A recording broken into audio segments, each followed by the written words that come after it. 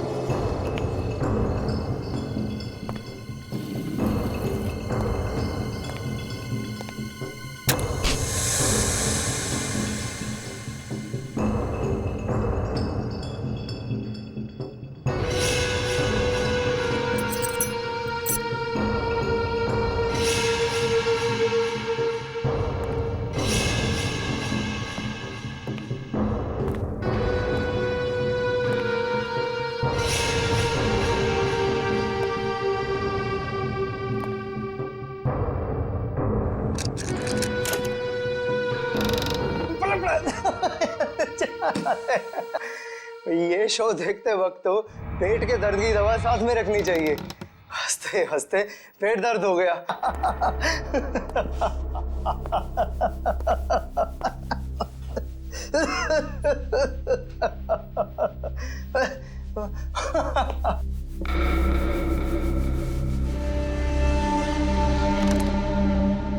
कौन है ये? प्रमोद, कौन है ये? बहुत खुशकिस्मत हो तुम। मौत से कुछ पल पहले इतनी हंसी और इतनी खुशी हर किसी को नसीब नहीं होती। कौन हो तुम? अंदर कैसे आए? मौत को अंदर आने के लिए किसी न्योते की जरूरत नहीं पड़ती है।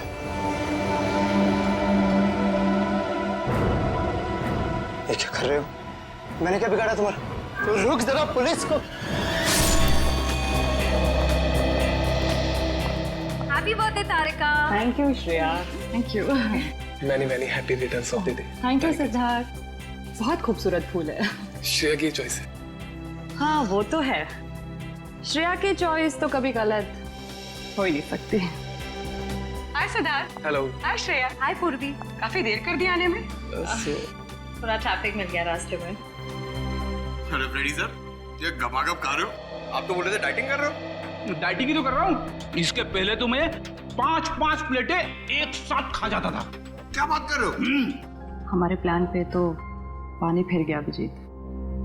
अरे ऐसे कैसे? कुछ ना कुछ तो करूंगा मैं। कैसे? हृदय, उस कमरे में तुम्हारा कोई वेट कर रहा है। मेरा वेट कर रहा है? हाँ। कौन? तुम जाओ तो सही। अरे जाओ।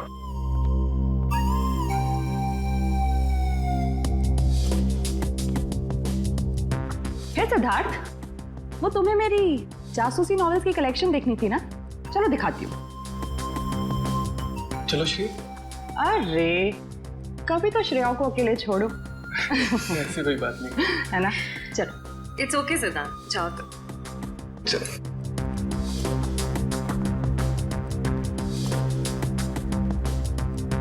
अरे श्रेया, तुम यहाँ? वहाँ कमरे में कोई तुम्हारा वेट कर रहा है। कौन? अरे जाओ देखो तो सही। अरे सर,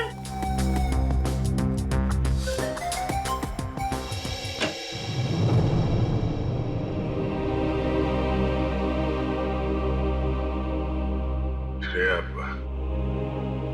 अच्छा किया तुम सिद्धार्थ को अपने साथ यहाँ ले आई। I am very sorry. उस दिन मैंने आपके साथ बहुत बुरा बिहेव किया था।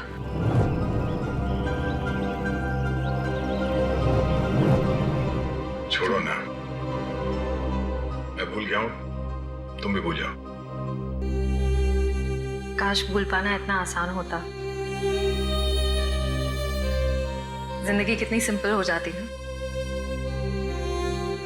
श्रेया, ये यादें ही तो है जो उदास दिलों को जिंदगी जीने का हौसला देती हैं। अगर यादें ही ना हो तो जिंदगी कितनी बोरिंग हो जाएगी। तो क्या तुमने सिद्धार्थ से शादी करने का फैसला कर लिया? मेरा दिल कुछ और कह रहा है, दिमाग कुछ और। मैं जानता हूँ श्रेया, हमारे काम में हम दिल की नहीं दिमाग की सोचते हैं, मगर एक बार सीआईडी ऑफिसर ने एक आम लड़की की तरह सोचो। दिल का इस्तेमाल करो, उसकी आवाज सुनो। मेरे दिल में तो एक ही इंसान का नाम गूंजता रहता है, और वो नाम है श्रेया। सिद्धार्थ। सिद्धार्थ प्लीज, सिद्धार्थ मेरी बात तो सुनो प्लीज। अब सुनने को बाकी क्या रह गया? पूरी हकीकत मैंने अपनी आंखों से देख ली है। तुम दया से प्यार करती हो ना?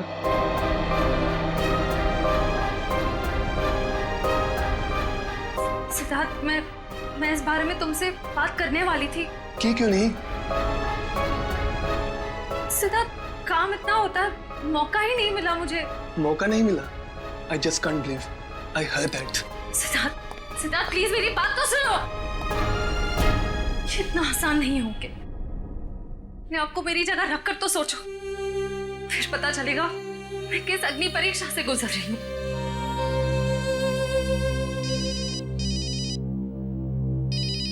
हेलो,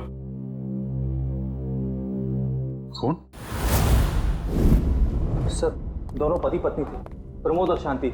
सर, हमने कभी सपने में भी नहीं सोचा था कि हमारे होटल में ऐसा कुछ होगा। एक मिनट, आप बाहर खड़े रहिए।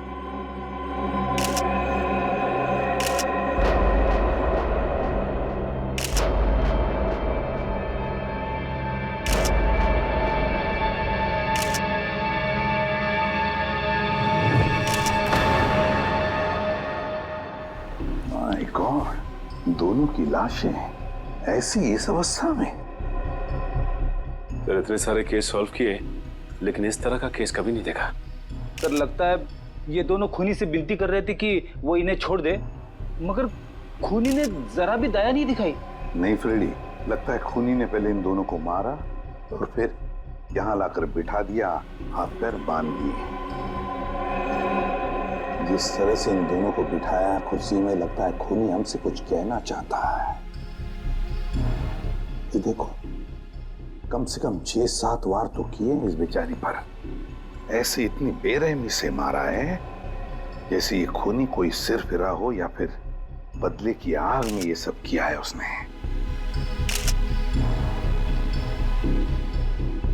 My God. सर, इस प्रमोद की पीठ पे भी वार किया गया है।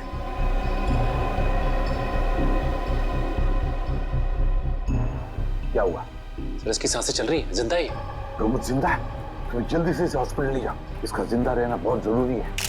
संभाल के। चल। आजा।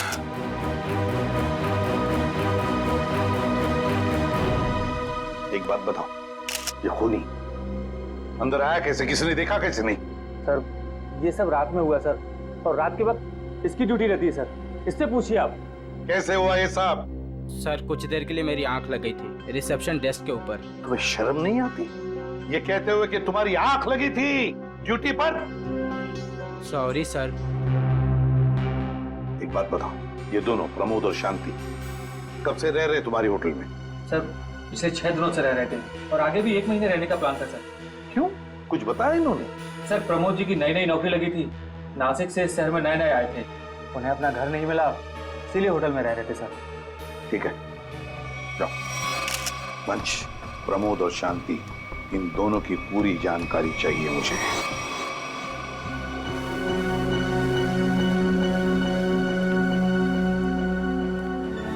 हाँ सचिन, ये प्रमोद कैसा है? सर, डॉक्टर ने ऑपरेशन शुरू कर दिया है, थोड़ी देर में पता चल जाएगा सर। लगता है सचिन, ये खूनी शांति को ही मारने आया था, प्रमोद को नहीं। देखो ना, उसने प्रमोद पर सिर्फ एक ही वार किया और फिर देखा तक नहीं कि वो जिंदा है या मर गया।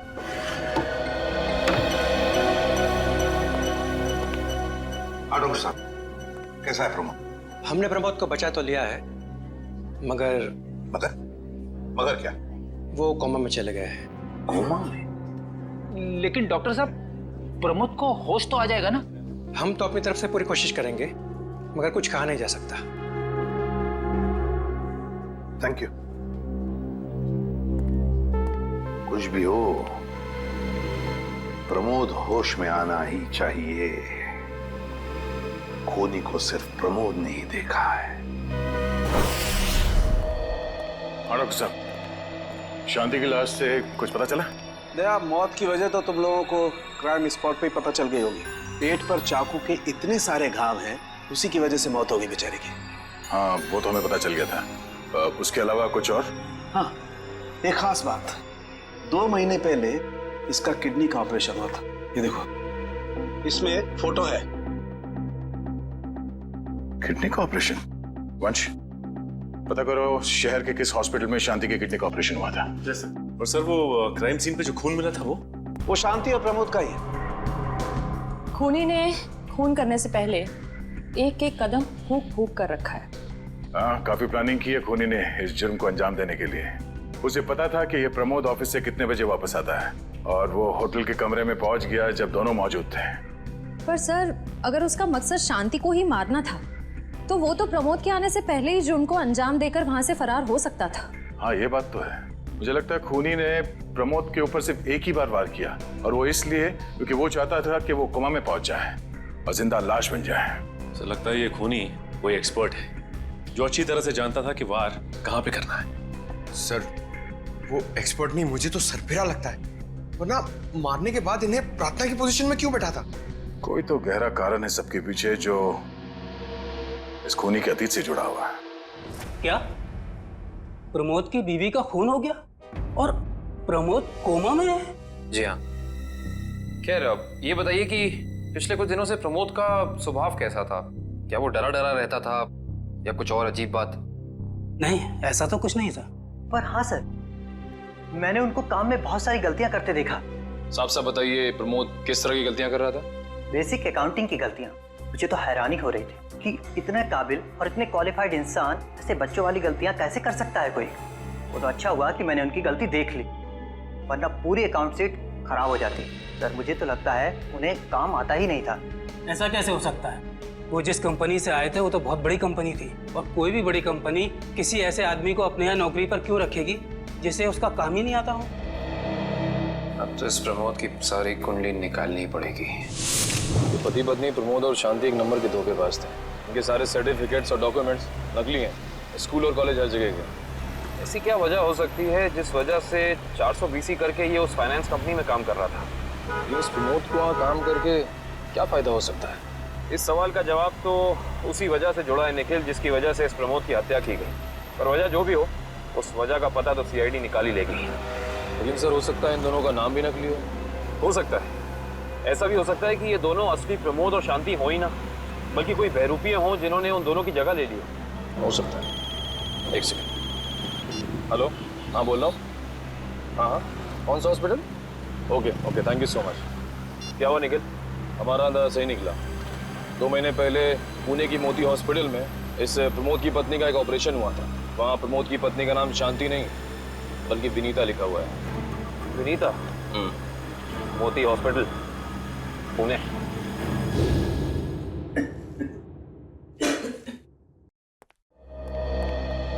एक्सक्यूज मी, एक वक्त पे सिर्फ एक ही मरीज अंदर आएगा? हम लोग सीआईडी से। सीआईडी? मगर यहाँ मुजरिम कौन है? इसी की तलाश है हमें। एक्चुअली आपके हॉस्पिटल में 2 महीने पहले एक ऑपरेशन हुआ था, उसी के बारे में कुछ जानकारी चाहिए हमें। किसका ऑपरेशन? ये दोनों आपकी हॉस्पिटल में आए थे? ये तो मिसेस विनीता कुमार हैं। हाँ, मिसेस विनीता कुमार।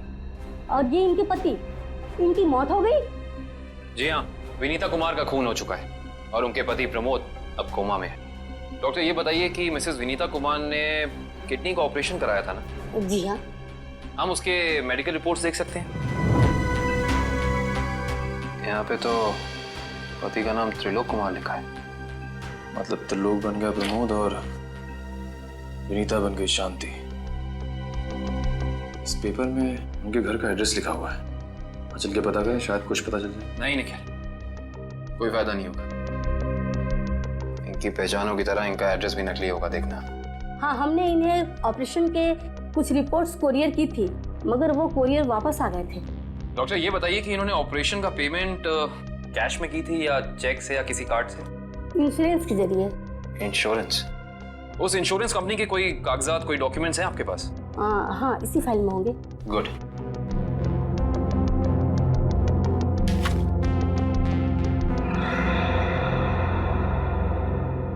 बिज हेल्थ इंश्योरेंस। अंकित, सभी अकाउंट्स और सभी खाते अच्छी तरह से बंद हो जाने चाहिए। कल शाम 5 बजे तक ऑडिटर आ जाएगा। हो जाएगा सर। कभी सपने में भी नहीं सोचा था कि हमारी कंपनी का अंत इतना बुरा होगा। ये किस अंत की बात कर रहे हैं आप लोग? जरा विस्तार से समझाइए। अगर आप अपने पैसे वापस लेने आए हैं तो भूल जाइए, क्योंकि जब तक अदालत अपना फैसला नहीं सुना देती तब तक हम किसी के रुपए वापस नहीं कर पाएंगे। पैसे वापस लेने नहीं, इंसाफ करने आए हैं हम लोग सीआईडी से। ओह, तो हमारी शिकायत सीआईडी वालों तक भी पहुंच गई है। शिकायत? ऐसा क्या कर दिया आपकी इस कंपनी ने? हमारी कंपनी ने नहीं, उस त्रिलोक ने आसमान की तरफ प्रगति करती हुई हमारी कंपनी के नाम को रातों रात मिट्टी में मिला दिया और हमें दिवालिया कर दिया उसने। त्रिलोक? एक सेकंड, आप इस त्रिलोक की बात तो नहीं कर रहे? हाँ, यही तो है वो। पर इसे क्या हुआ? किसी ने इसकी जान लेने की कोशिश की है, फिलहाल ये कोमा में। ये तो होना ही था, इतने लोगों को जो धोखा दिया इसने। किस धोखे की बात कर रहे हैं? हमारी कंपनी के क्लाइंट्स को झूठे सपने दिखाकर कहा कि सबके पैसे एक ही महीने में 2 गुना कर दूंगा, पर सबके पैसे बटोरकर 9 तो 11 हो गया वो। और क्लाइंट हमारी कंपनी से पैसे वापस मांग रहे हैं। बैंकक्रप्ट हो गया। इतने सालों से कंपनी की बनी बनाई इज्जत मिट्टी में मिल गई। खोए हुए पैसे और खोई हुई इज्जत तो फिर से कमाई जा सकती है, पर खोई हुई जान तो वापस नहीं आ सकती ना। क्या त्रिलोक ने किसी की जान भी ली है? हाँ, हमारी कंपनी के सीईओ अनुज जी, जो कि सदमे को बर्दाश्त नहीं कर पाए और दिल का दौरा पड़ने से उनकी मौत हो गई। कहीं ये सारा हमला अनुज जी का कोई करीबी तो नहीं कर रहा है, अनुज जी की मौत का बदला लेने के लिए? हो सकता है। अनुज जी के परिवार में कौन कौन है? उनकी पत्नी सुधा, जो कि अभी सदमे में है, और उनका बेटा विक्की। विक्की? इस विक्की का फोन नंबर दीजिए जरा। विक्की के फोन का सिग्नल यहीं आसपास बता रहा है, मूविंग है। अच्छा, अभी अभी मागाधीर रोड की तरफ मुड़ा है। मागाधीर?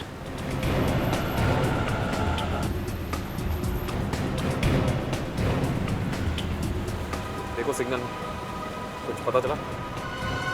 एक मिनट। क्या हुआ?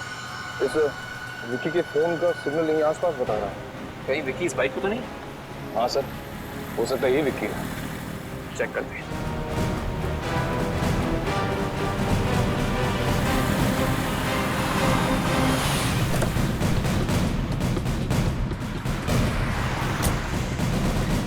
सुनो भाई साहब, तुम ही विक्की हो? हाँ, और ये क्या बदतमीजी है? तुम लोग मेरा नाम कैसे जानते हो? तुम्हारा नाम और तुम्हारे सारे कारनामों के बारे में जानते हैं हम। सीआईडी। सीआईडी? इस शहर में क्या कर रहा है? हाँ?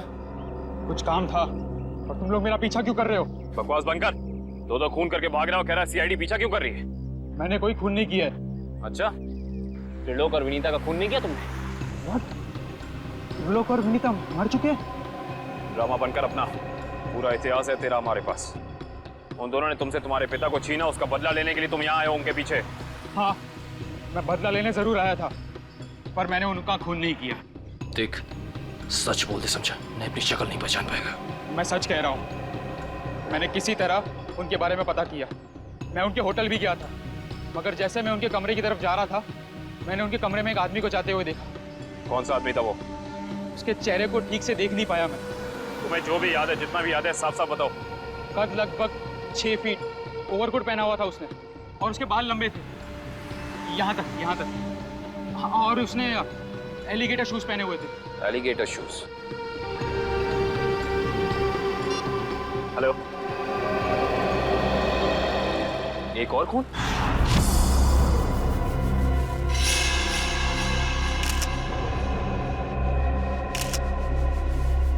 लाश ऐसे अजीब ढंग से क्यों बैठा है? कमाल है सर, पिछले वाले केस में खूनी ने उन दोनों को होटल में चाकू मारकर प्रार्थना वाली पोजीशन में बैठाया था, और इसे गोली मार के इस तरह से। लगता है दोनों का खूनी एक ही है। गोली सीधे माथे के बीचों बीच मारी है। अगर ये सीरियल किलर होता तो इसे भी चाकू से मारता सर, क्योंकि विनीता को उसने चाकू से मारा था, इसे तो गोली मारी। हाँ, मगर लाशों को ऐसे एक ही ढंग से बिठाना क्या दो अलग अलग खूनी करेंगे? मुझे लगता है दोनों का खूनी एक ही है। और जिस वक्त इस तिग्मांशु का खून हुआ, लगता है खाना खाने ही वाला था।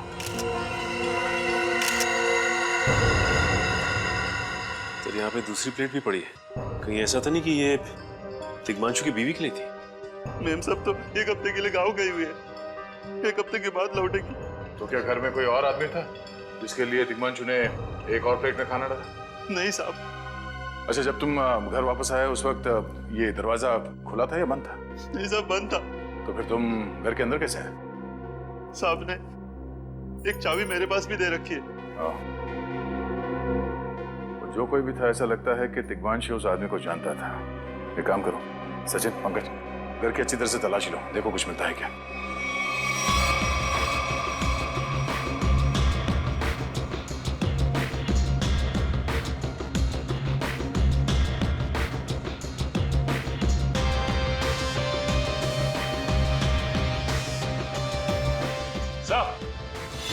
हाँ सचिन, हाँ सचिन, ये देखिए सर, यहाँ से शीशा निकाला गया है, चिटकनी खोली गई है, तो यहाँ से बाहर जाने का रास्ता भी है। मतलब कोई अंदर यहाँ इस खिड़की से आया था? सर, लेकिन इस घर में तो सेफ्टी अलार्म भी है सर। अगर यहाँ से कोई अंदर आया है तो सेफ्टी अलार्म बजना चाहिए था और सिक्योरिटी गार्ड को भी अंदर आना चाहिए था। अब इसका जवाब तो सिक्योरिटी गार्ड ही देगा।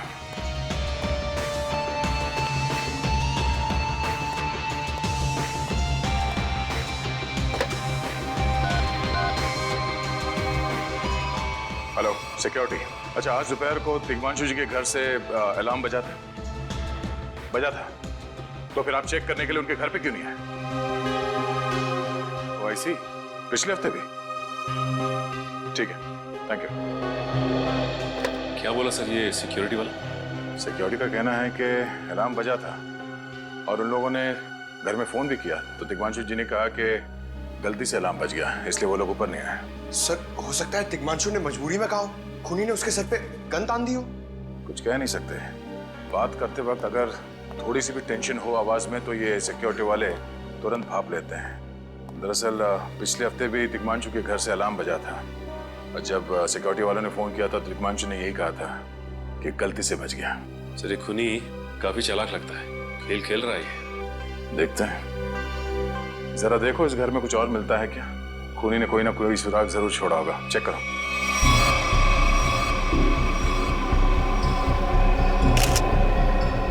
सर एक मिनट सर।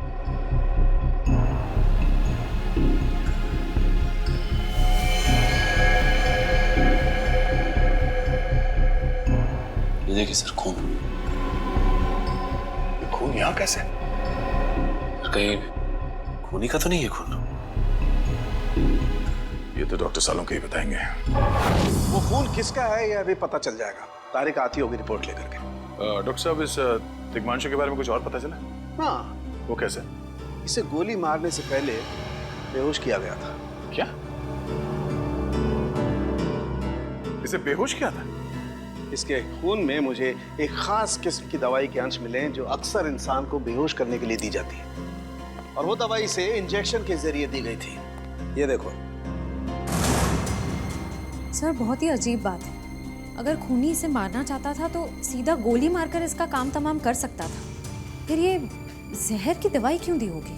और सर एक और बात पता चली, तिग्मांशु जिस हालात में हमें मरा हुआ मिला था वो एंशिएंट कल्चर के हिसाब से प्रार्थना करने की पोजीशन, खाना खाने से पहले। तो फिर तो शांति और तिग्मांशु दोनों का खूनी एक ही आदमी है। ये खूनी के लिए ये हत्याएं जुर्म नहीं, एक जश्न है। इसीलिए उसने टेबल पे ये प्लेटें सजाई, उसमें खाना रखा, एक अपने लिए और एक तिग्मांशु के लिए। और सर, तिग्मांशु को प्रार्थना की पोजीशन में बैठा के उसने गोली मार दी। सर, मैंने कहा था ना, ये खूनी एकदम सरफिरा है सर। हाँ सर, लगता है ये खूनी अपने आप को बहुत शक्तिशाली महसूस करता है। जिस वक्त इन सब की गर्दनें झुकी होती हैं उसके सामने, उसे आनंद आता है। नहीं सचिन, खूनी का मकसद लोगों को अपने सामने झुकाना नहीं, बल्कि अपने लिए प्रार्थना करवाना था। क्या मतलब? ये रही उस खून की रिपोर्ट। ये खून ना ही तिग्मांशु का है और ना ही उसके घर वालों का। ये खून उस खूनी का ही है। खूनी का?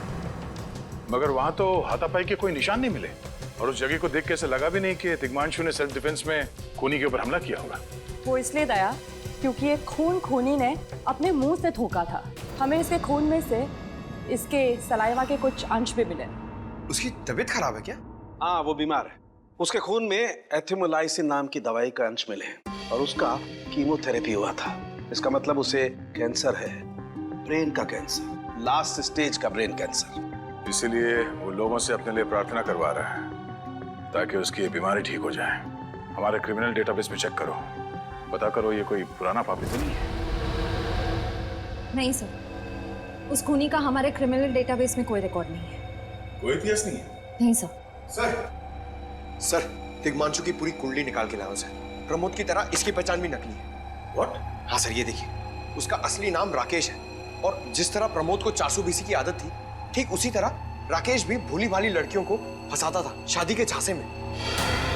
कई लड़कियों ने आत्महत्या किया इस तिग्मांशु और राकेश के चक्कर में।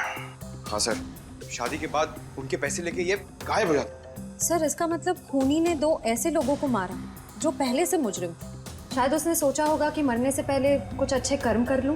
नहीं श्रेया, जरूर कोई रिश्ता रहा होगा उसका इन दोनों अपराधियों के साथ। पता करो इन दोनों अपराधियों का केस किस पुलिस स्टेशन में फाइल किया गया था? सर, ब्रेन कैंसर के जितने भी पेशेंट्स हैं शहर में, उन सबकी लिस्ट मिल गई है सर। कुल मिला के ऐसे 50 पेशेंट्स हैं, जिसमें से 10 पेशेंट्स ऐसे हैं जो कैंसर की लास्ट स्टेज पे हैं। उनमें से 4 औरतें हैं, बचे 6। हाँ सर, और इन 6 में से 4 ऐसे हैं जो 70 साल से ऊपर के बुजुर्ग हैं। अब बचे 2, ये उदय और भानु। तुम इन दोनों से मिले? हाँ सर, ये उदय 6 महीने से हॉस्पिटल में है। और भानु?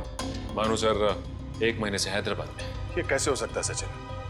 अगर वो मुजरिम इसी शहर में है तो कहीं ना उसका इलाज चल रहा होगा ना कहीं से वो दवाई खरीदता होगा। मांझी सर, इस शहर में जितने भी केमिस्ट है जहाँ पे ब्रेन कैंसर की दवाइयाँ बेची जाती है, उन सब की लिस्ट चाहिए मुझे। सब पता चल गया। त्रिलोक और राकेश दोनों के खिलाफ एक ही थाने में केसेस दर्ज किए गए थे, जगतपुरी थाने। इस केस का पूरा इतिहास जगतपुरी थाने से ही पता चलेगा। Excuse me. यस। आपकी दुकान पे ब्रेन कैंसर की दवाइयाँ बेची जाती हैं? जी हाँ, हमारी दुकान उन चुनिंदा दुकानों में से है जहाँ ये दवाई आपको मिलेगी। वैसे ये दवाइयाँ बहुत कम लोग खरीदते होंगे नहीं? जी, बहुत महंगी है एक्चुअली। अच्छा, जो लोग ये दवाइयाँ खरीदते हैं उनकी लिस्ट मिल सकती है हमें?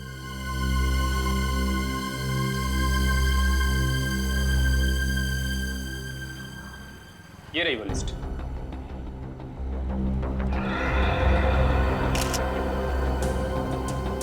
तपन, उदय और नितिन, ये तीनों लोग तो उस मरीज की लिस्ट में थे। अच्छा, आपको पूरा यकीन है कि इनके अलावा और कोई नहीं आता ये दवाई लेने के लिए? जी नहीं, लेकिन हो सकता है कोई गैर कानूनी तरीके से ये दवाई खरीद रहा हो। ये दवाइयाँ काफ़ी महंगी है ना, आम आदमी इसका खर्चा नहीं उठा सकता। अच्छा, आप किसी ऐसे आदमी को जानते हैं जो ये गैर कानूनी काम करता है? एक आदमी है, आंद्रे नाम है उसका। प्यार से लोग उसे एंडी कहते हैं। ये जो ज्वाला रोड पे पब्लिक पार्क है ना, अक्सर वहीं मिलता है। कांस्टेबल सुनील। Yes sir. आप सीआईडी से ही हैं ना? हाँ, हमारी बात शायद आप ही से हुई थी। साहब बताइए, कांस्टेबल सुनील आपके लिए क्या कर सकता है? सुनील जी, हाल फिलहाल में इस रिकॉर्ड रूम में कोई चोरी वगैरह हुई थी क्या? चोरी नहीं तो सर, अब यहाँ भला कोई चोरी कैसे करेगा? सुनील, फिर आप एक हेल्प कर सकते हैं हमारी। हमें 2 मुजरिमों की फाइल चाहिए। एक का नाम है त्रिलोक कुमार और दूसरे का राकेश भिवेन। एक मिनट सर, क्या नाम बोले? राकेश? राकेश भिवेन।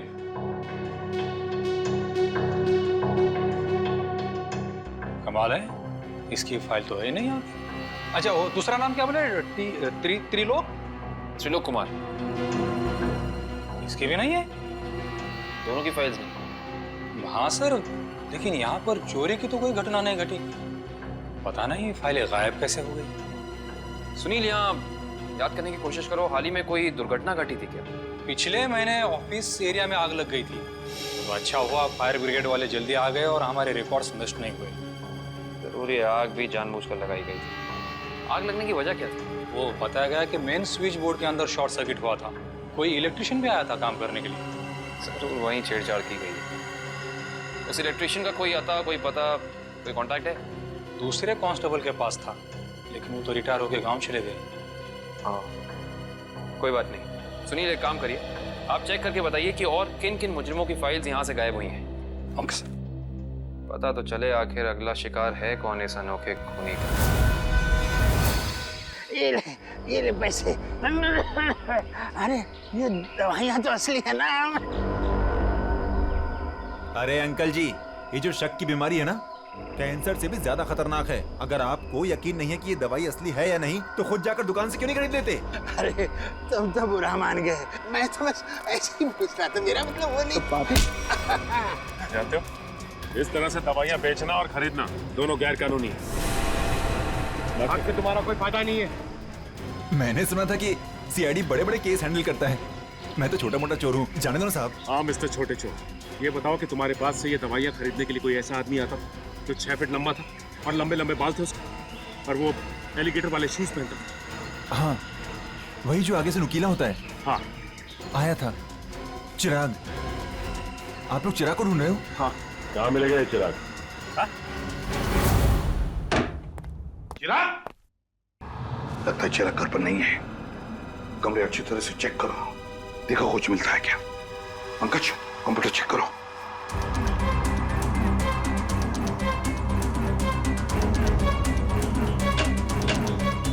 सर, ये देखिए, पूरी अलमारी गन्स और चाकू से भर रखी इस चिराग ने। My God.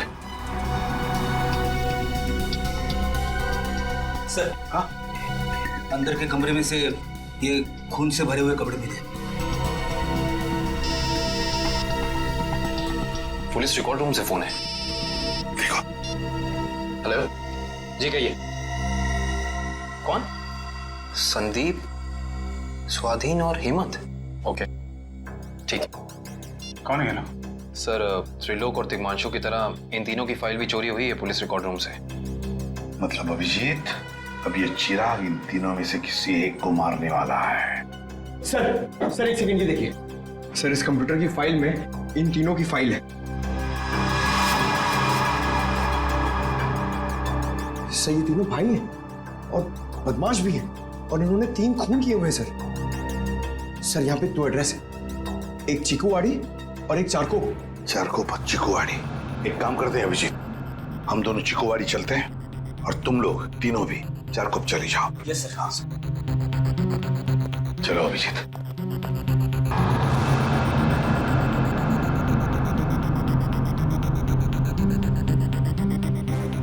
क्या हुआ सर? अभिजीत, ये पेन, ये मेरा पेन है अभिजीत। आपका पेन? यहाँ पे कैसे सर? ये पेन मैंने जग्गा को दिया था, जग्गा को। जग्गा सर? वो आपका खबरी? हाँ अभिजीत, मेरा खबरी। मगर जग्गा तो मर चुका है सर।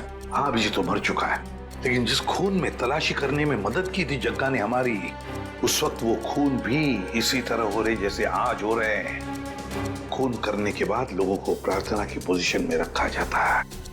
चलते हैं सर। नहीं अभिजीत, क्योंकि अभिजीत जिस तरह से वो खून किए जा रहा है, लगता है मुझे संदेशा भेज रहा है, मुझे मिलना चाहता है अकेले में।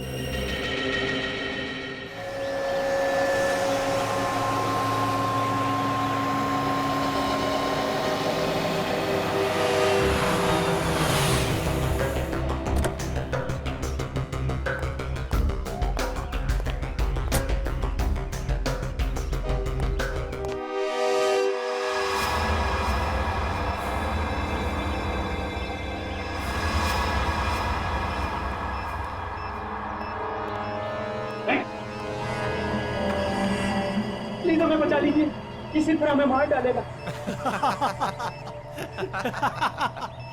घबराओ मत, मैं इससे भी प्रद्युम्न हूं, कुछ नहीं होने दूंगा तुम्हें। इनकी बातों को ज्यादा सीरियसली मत लेना, इन्हें तो झूठे वादे करने की आदत है, और इतनी बड़ी बड़ी बातें करने से पहले एसीपी जरा मेरा इंतजाम तो देख लो। बस रिमोट के इस बटन को दबाना है और ये तीनों हमेशा के लिए बूम, धरती से गायब। क्यों कर रहे हो तुम ये? क्या गलत कर रहा हूँ? हाँ बोलो। पर ये तीनों तो वैसे भी कानून से भागे हुए अपराधी है ना, तो इन्हें मारकर क्या गलत कर रहा हूं मैं? इन्हें सजा देने का हक तुम्हारा नहीं, सिर्फ कानून का हक ही है। बस यही तो प्रॉब्लम है, जब तक तुम कानून में हो कुछ नहीं हो सकता। क्या क्या चाहते हो तुम मुझसे? पहले अपनी ये गन मुझे दो।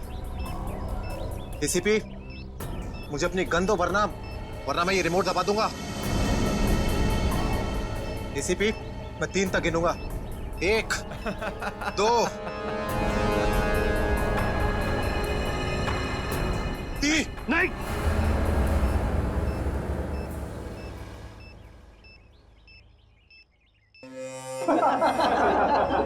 बहुत अच्छे। तो तुम जानना चाहते थे ना कि मैं तुमसे नफरत क्यों करता हूँ? हाँ। जग्गा खबरी का नाम ध्यान है? याद है मुझे। मैं उन्हीं का बेटा हूँ। पता चल चुका था मुझे। एसीपी, तुमने मेरे पिताजी से वादा किया था ना कि तुम उनका बाल भी बाका नहीं होने दोगे। फिर क्यों नहीं बचा सके उन्हें? बोलो। देखो चिराग, तुम्हारे पिताजी की मौत का बोझ आज भी मेरे दिल पर है। बंद करो ये तुम्हारा नाटक। उस वक्त कहाँ थे तुम, जब मेरे पिताजी की मौत के बाद मैं और मेरी माँ दर दर की ठोकरें खा रही थी? खाने के पैसे तक नहीं थे हमारे पास। तो तुम मेरे पास चले आते, मैं कुछ मदद कर सकता था तुम्हारी। क्या कर लेते तुम? हाँ, सिवाय झूठे वादों के। तुम्हें पता है एसीपी, मुझे कैंसर है, आखिरी स्टेज। और ये इसीलिए क्योंकि मेरी माँ के पास पैसे नहीं थे मेरे इलाज के लिए। मैं तुम्हारा दुख समझ सकता हूँ चिराग, तुम्हारी तकलीफ समझ सकता हूँ, मगर इन तीनों ने क्या बिगाड़ा है तुम्हारा? तुम इन तीनों की जान बचाना चाहते हो? हाँ। तो तुम्हें अपनी बलि देनी होगी। क्या मतलब? मतलब तुम्हें इस बिल्डिंग से छलांग लगानी होगी, ताकि फिर कोई जग्गा खबरी सीआईडी का शिकार ना बने।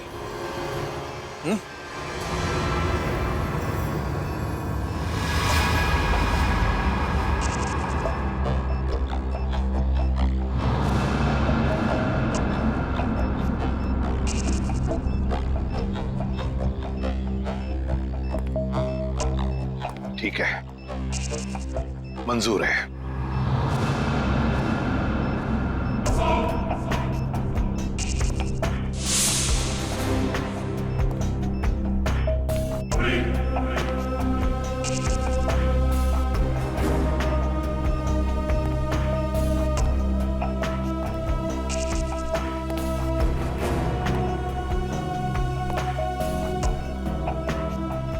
चढ़ो एसीपी, चढ़ो।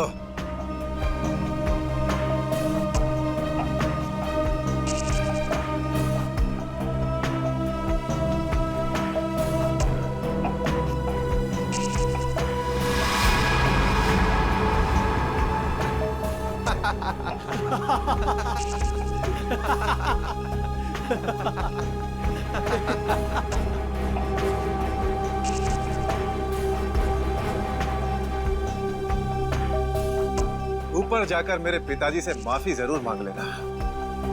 क्या हुआ? मौत को इतना नजदीक देखने से पांव कांपने लगे? एसीपी आज तक अपनी मौत को अपनी हथेली पर लेकर ही चला है, समझे? मौत से कभी डरा नहीं है वो। इतनी बड़ी बड़ी बातें, अब बातों का वक्त नहीं है, अब एक्शन का वक्त है। कूदो एसीपी, छलांग लगाओ और अपनी ये बेहतरीन जिंदगी को अलविदा कह दो। चलो। 1 मिनट, मैं जरूर कूदूंगा, लेकिन तुम पर कैसे विश्वास कर सकता हूं कि मेरे कूदने के बाद तुम इन तीनों को छोड़ दोगे? तुम्हारे पास और कोई चारा भी नहीं है। कूदो एसीपी, वरना मैं इस रिमोट का बटन दबा दूंगा।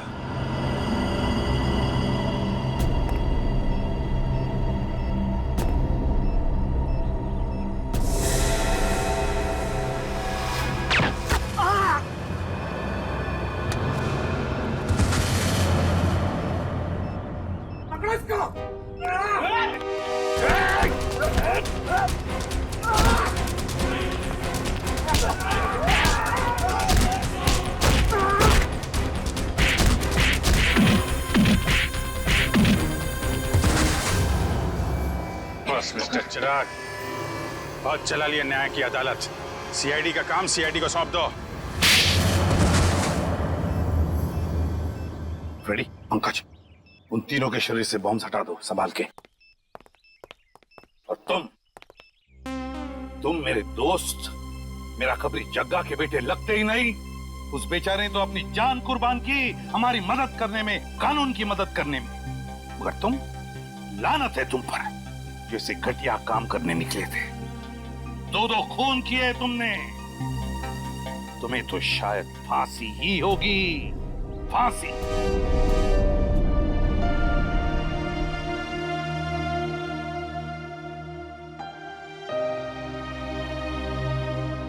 बड़े बुजुर्ग कह गए कि अगर कोई चिंता सताए तो उस चिंता को अपने कलेजे के अंदर अंगार बनने नहीं देना चाहिए। कलेजा जल जाता है। मुझे कोई चिंता नहीं सता रही है। In fact I think I am the luckiest girl in the world right now. CID में सब मेरे काम से खुश हैं। मेरे पास तुम दोनों जैसे दोस्त हैं। मेरी शादी होने वाली है।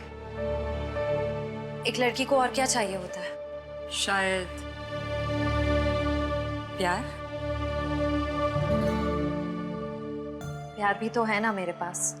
मम्मी पापा का प्यार, दोस्तों का प्यार और सिद्धार्थ का प्यार। जुबान की बात दिल से मेल नहीं खा रही है श्रेया। मतलब ये कि दिल की बात जुबान पे लाने का वक्त आ गया है श्रेया। वो श्रेया कहाँ गई? हाँ, जो अपने सारे डिसीजंस खुद लेती थी, जिससे पता था कि उसको अपनी जिंदगी में क्या चाहिए। हाँ श्रेया, अब वक्त आ गया है। तुम्हें किसी एक को चुनना ही होगा। और अगर तुमने एक स्ट्रॉन्ग डिसीजन नहीं लिया ना, तो उसका असर तुम्हारी जिंदगी पर नहीं, बाकी 2 जिंदगियों पर भी पड़ेगा।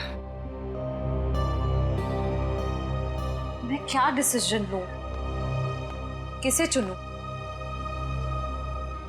उस इंसान को जिसे मैं बहुत प्यार करती हूँ, पर उन्होंने कभी अपने प्यार का इजहार नहीं किया, या शायद वो मुझसे प्यार करते ही नहीं, या फिर उस इंसान को जो मुझसे बहुत प्यार करता है, मुझे पलकों पर बैठा कर रखता है। मगर यहाँ पे इम्पोर्टेंट सवाल ये है कि तुम किससे प्यार करती हो?